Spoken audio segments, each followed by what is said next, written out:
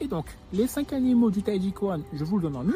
Il s'agit de la grue, ensuite du guépard, ensuite du serpent, du tigre et du dragon.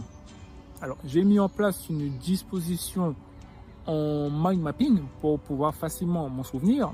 Et donc, moi, j'ai classé nord, sud, est, ouest et au milieu. Donc ça, c'est plus simple pour moi. Et donc, forcément, celui qui se trouve au nord, c'est celui qui se déplace dans les airs. Donc, ça va être la grue. Celui qui se trouve au sud, qui se déplace sur la terre, ça va être le serpent. Et donc, ensuite, de part et d'autre, à gauche ou à droite, j'ai mis le tigre et le guépard pour pouvoir disposer le dragon au centre. Et ça a une importance. En tout cas, dans le Tai Chi Chuan, ça en a une. En tout cas, le Tai Chi Chuan que moi je pratique, ça a une importance. Parce que figurez-vous que chacun de ces animaux ont 3 postures.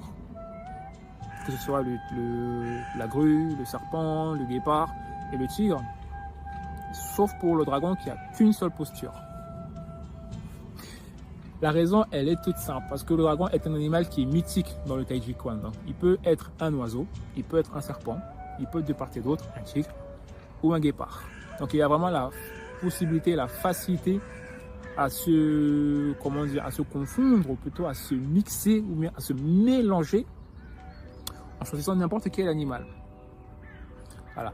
Mais ça va être plus intéressant quand on va faire des enchaînements de postures. Et c'est là où ça devient intéressant.